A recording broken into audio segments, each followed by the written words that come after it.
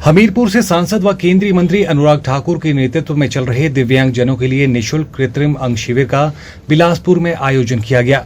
बहुउद्देशीय सांस्कृतिक परिसर में आयोजित इस एक दिवसीय शिविर के दौरान आईपीएल के चेयरमैन अरुण सिंह धूमल मुख्य अतिथि के रूप में पहुंचे, जहां जिला के खिलाड़ियों व भारतीय जनता युवा मोर्चा के कार्यकर्ताओं ने उनका स्वागत किया। वहीं शिविर के दौरान जहां अरुण धूमल ने ग्रामीण महिलाओं को सिलाई मशीन व बूथ स्तर पर युवा खिलाड़ियों को स्पोर्ट्स किट वितरित किए, तो साथ ही दिव्यांगजनों से मुलाकात कर उन्हें भी जल्द ही निःशुल्क कृत्रिम अंग उपलब्ध करवाने का आश्वासन दिया।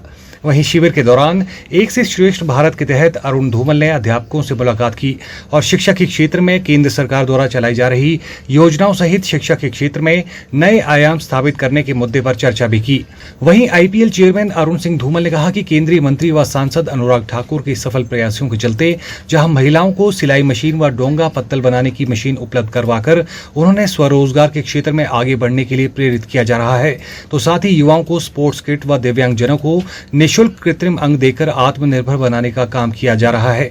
साथ ही अरुण सिंह धूमल ने आईपीएल मैचों के आयोजन को लेकर कहा कि अप्रैल व मई महीने में लोकसभा चुनावों का आयोजन किया जाना है, जिसको देखते हुए आईपीएल मैचों के आयोजन के लिए अप्रैल महीने में 2 सप्ताह का मैच शेड्यूल जारी किया जाएगा, जिसके बाद चुनाव आयोग द्वारा लोकसभा चुनाव के मद्देनजर शेड्यूल जारी करने के बाद राज्यों में आयोजित चुनावी तारीखों के आधार पर ही आईपीएल मैचों का अन्य शेड्यूल जारी किया जाएगा। जीवन आशा हॉस्पिटल द्वारा जो फिजिकली हैंडीकैप हमारे कुछ भाई बहन हैं, उनके लिए कृत्रिम अंग उपलब्ध कराने के लिए अनुराग जी ने एक प्रयास शुरू किया है प्रयास संस्था के माध्यम से। तो उसका कार्यक्रम है।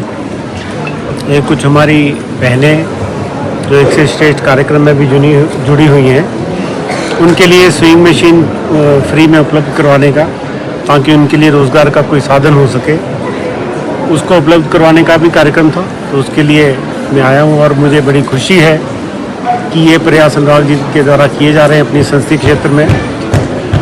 और जैसा कि आपने देखा भी होगा, पिछले दिनों उपराष्ट्रपति जी आए थे, उन्होंने भी बहुत सराहना की थी जो कार्यक्रम अनुराग जी ने शुरू किए हैं अपने संसदीय क्षेत्र में, चाहे वो अस्पताल का हो, सांसद भारत दर्शन योजना हो, खेल महाकुंभ हो, एक से श्रेष्ठ कार्यक्रम हो, उन्होंने भूरी प्रशंसा उन सबकी की थी।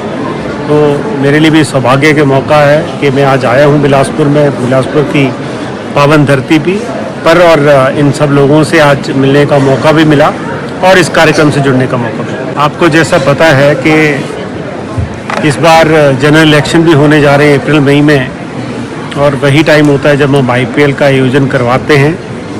तो इसीलिए कुछ संशय की स्थिति है कि अप्रैल मई में कैसे उसका शेड्यूल घोषित किया जाए। इसी कारण से ये तय किया गया है कि पहले लगभग 2 हफ्ते का शेड्यूल तय कर दिया जाएगा, और जब इलेक्शन का शेड्यूल मार्च में आ जाएगा और हमें पता लग जाएगा कि अप्रैल और मई में किस जगह पे, किस स्टेट में कब इलेक्शन होने जा रहा है, उसके अकॉर्डिंगली फिर बाद का शेड्यूल जारी किया जाएगा। देखिए, वुमेन आईपीएल जैसे आपको पता है पिछले साल ही शुरू किया गया था, पहली बार शुरुआत हुई थी, तब सब मैच बॉम्बे में किए गए थे 2-3 स्टेडियम्स में। इस बार जैसे कि 5 टीम है, इस बार ये तय किया गया कि लगभग ज़्यादा नहीं तो 2 सिटीज़ में उसको किया जाए। तो इसलिए तय किया बीसीसीआई ने कि बेंगलोर और दिल्ली में इसका आयोजन किया जाएगा। और क्योंकि ज़्यादा गैप नहीं होता आईपीएल और डब्ल्यूपीएल में, तो उन विकेट्स को आईपीएल के लिए भी ताकि वो फ्रेश रहें विकेट्स, उसको नज़रिए में रखते हुए 2 जगह आयोजन किया जा रहा है। तो पहला उसका शुरुआत जो होगी वो बेंगलोर से होगी और उसके बाद उसका आयोजन दिल्ली में किया जाएगा। हिमाचल में पहले तो आपको खुशी होनी चाहिए कि वर्ल्ड कप के 5 मैच मिले और अब टेस्ट मैच आयोजित होने जा रहा है। जैसा मैंने बताया, हमारा कोशिश रही, पिछली बार भी 10 साल बाद आईपीएल के मैच आयोजित किए गए थे धर्मशाला में, इस बार भी प्रयास रहेगा। लेकिन क्योंकि इस बार जनरल इलेक्शन भी है तो कई स्टेट सिलेक्शन में जाएंगी, उसके कारण शेड्यूल प्रभावित होगा, लेकिन हमारा प्रयास रहेगा कि ज़रूर मैचेस यहाँ आईपीएल के धर्मशाला में भी। सौरभ सागर सेवा संस्थान आचार्य सौरभ सागर जी महाराज द्वारा स्थापित की गई एक संस्था है, जिसको 2020-19 में शुरू किया था। पिछले 5 वर्षों में इस संस्थान ने करीब 2500 लोगों को कृत्रिम अंग प्रदान किए हैं, और ये सभी लोग वो हैं जिनके पास किसी आय का स्रोत नहीं था या इतने पैसे नहीं थे कि बाजार में जाके अपने लिए कृत्रिम अंग खरीद सके।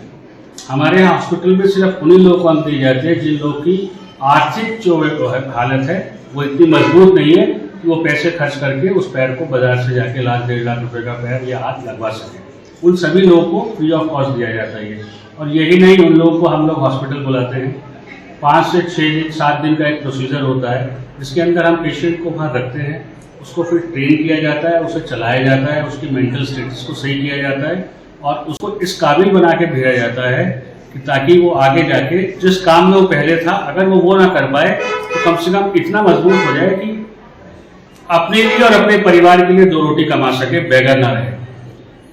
माननीय मंत्री श्री अनुराग ठाकुर जी को जब इस संस्था के बारे में पता चला तो उन्होंने महाराज जी और ट्रस्ट के से निवेदन किया, क्योंकि हिमाचल में एक बहुत बड़ी समस्या है आर्टिफिशियल लिम्स। जिन लोगों के पैर कट गए हैं, हमने आज जैसे करीब 26 पेशेंट्स को यहाँ बुलाया था। इन 26 में से 17 पेशेंट ऐसे हैं जिनके पास आज तक किसी तरह का कोई पैर नहीं था। अब जब पैर यहाँ पे किसी को मिला ही नहीं है तो वो इस्तेमाल कैसे करेगा? या जो लोगों को पैर मिले वो 2-3 या 3 दिन के अंदर टूट गए, या वो उनसे खड़े नहीं हो पाए, चल नहीं पाए और उसके बाद वो बेकार पड़े। हमारे पास ऐसे पेशेंट आए हैं जिसका एक का एम्पुटेशन 1997 में हुआ था, एक का 1999 में हुआ था, एक का 2002 में हुआ था।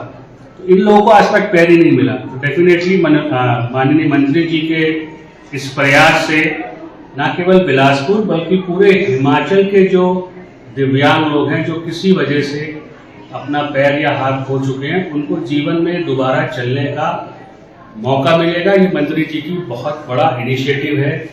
जहाँ तक हमारे कृत्रिम अंगों का बात है तो हम लोग आज के ज़माने में जो मॉडर्न टेक्निक से अंग बनाए जाते हैं, हमारे संस्था में वो तैयार किए जाते हैं। पेशेंट की क्या रिक्वायरमेंट है उसके हिसाब से हम ये कृत्रिम अंग लगाते हैं और उनके हिसाब से उसको चलाते हैं।